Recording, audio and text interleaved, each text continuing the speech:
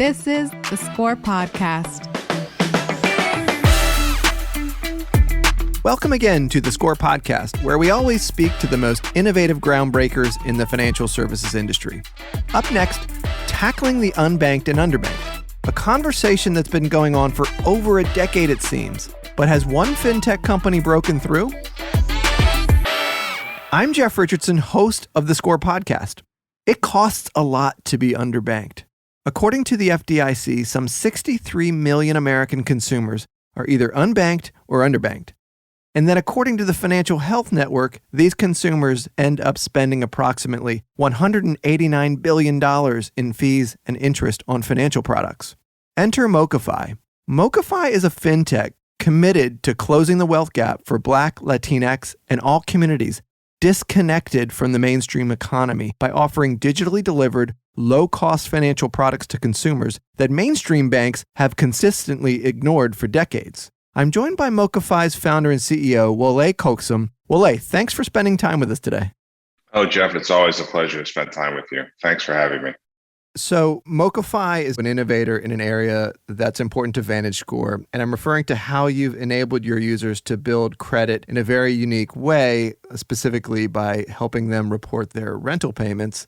That trend has really exploded, but you guys were among the first. But can you speak to how that product came about and kind of what the functionality is like? Yeah, so in our banking app, you can go through the process, sign up, and we will take your monthly rent payments that you make on our platform and report those to the bureaus. And that, for us, was something that we saw as being immensely valuable early on, because I think there's a assumption that says people who are lower income brackets or different demographics just aren't as creditworthy. And that's what the statistics would suggest. According to the Urban Institute, only 21% of African Americans have a credit score of 700 or better. We just know that that's not indicative of the creditworthiness of our community. And we were inspired, actually. Experian did some work with New York City Public Housing several years ago, and they put a report together where they took a couple thousand families and they reported their rent to the credit bureaus. And what they found was most of the folks who participated in that saw an increase in their credit score. And those who were thin to no credit file, 25% of them became 700 credit score or better. And when I saw that, I was like, okay, we got to bring this to fruition nationally. So we leaned into that and find that that continues to be one of the marquee selling points for the company. And we're committed to improving that, bringing more people into the financial mainstream at that point. And we'll look over time to expand it to utilities and other things.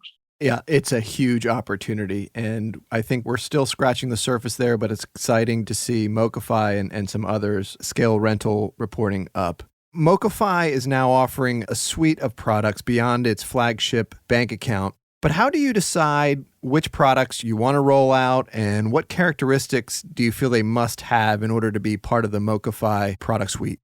We are committed to high quality, low cost products for our consumers that help move people forward. And we thought that the banking product was the flagship, to your point, but we realized that the banking ecosystem lent itself to, well, let's make sure that people can get disbursements. And the pandemic highlighted the need for getting dollars to people efficiently. So we expanded the services that way. And then on the other side of the banking, we realized that we wanted to ensure that people had a pathway to address the wealth gap issues. And we've just launched today, actually. I'm most excited to discuss our Blueprint, which is a separate app that allows an individual to bring all of his or her financial information into one place and create a digital locker that can then be made available to financial coaches and potential underwriters. We now believe we've got a full array of products and services that can take someone from instability to stability to thriving, all in a way with a product that is low cost, high quality, and is very just exciting from my vantage point. That is really exciting, and it is also a first for the Score podcast to be breaking news, so thank you for breaking the news on the Score. So I don't know if you remember this, but you and I spent a Saturday morning together in a school gym in Queens discussing financial inclusion and hearing directly from consumers struggling with their finances. That was probably 5 years ago. Since then, MoCaFi has been on a rocket-like trajectory, literally personifying what it means to do well by doing good. So how have you managed that growth, and what are some of the takeaways for your more mainstream banking competitors that are often quoted saying they're out there supporting financial inclusion, but sometimes aren't really doing it in practice?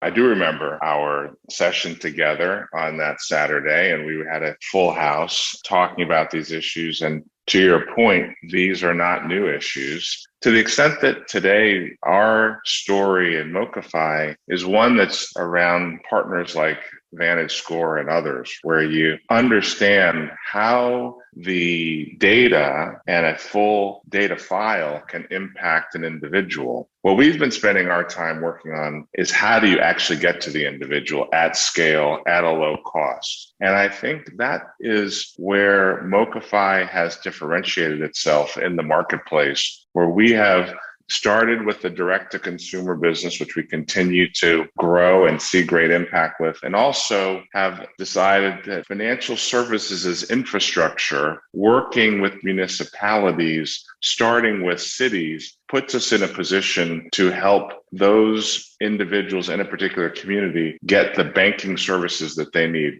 So what advice do we give to the banking partners? The reality is we find ourselves in a place in this country where a disproportionate percentage of people are unbanked or underbanked. In communities of color, that number is in excess of 40%. It really represents to me that there's a market failure where the traditional branch-based banking model doesn't support communities that tend to be more transactors than they are savers, and the traditional banking model supports savers. And so it means that you just need new models. So we actually think the conversation with the larger banks is, hey, let's figure out how to partner and fulfill each other's objectives, because the good news is whether you're a large bank all the way down to a fintech startup like MoCaFi, you really care about the entire community and want to see that thrive. And I think there's a recognition that partnerships like ours is a new model to bank everybody. Yeah, that's interesting. And speaking of large institutions, it really wasn't that long ago that you were sitting behind a very important desk at a certain large Wall Street institution. This is my observation, with a path right into the C-suite. So what was the story behind your decision to pivot and create MoCaFi? We all have moments in our careers where we think about what we're doing, what we've accomplished, and what we'd like to accomplish.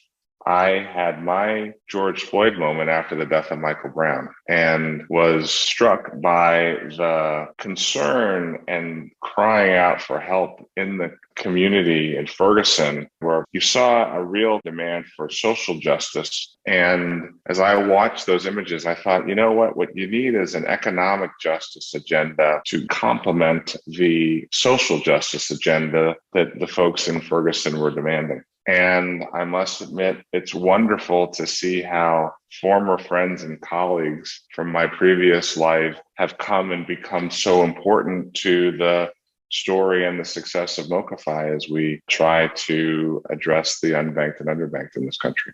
I'm sure you hear this a lot. You are an inspiring leader, and thank you for all you're doing, and thank you for your time today.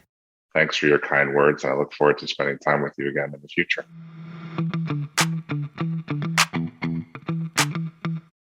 Solving the unbanked and underbanked problem isn't easy.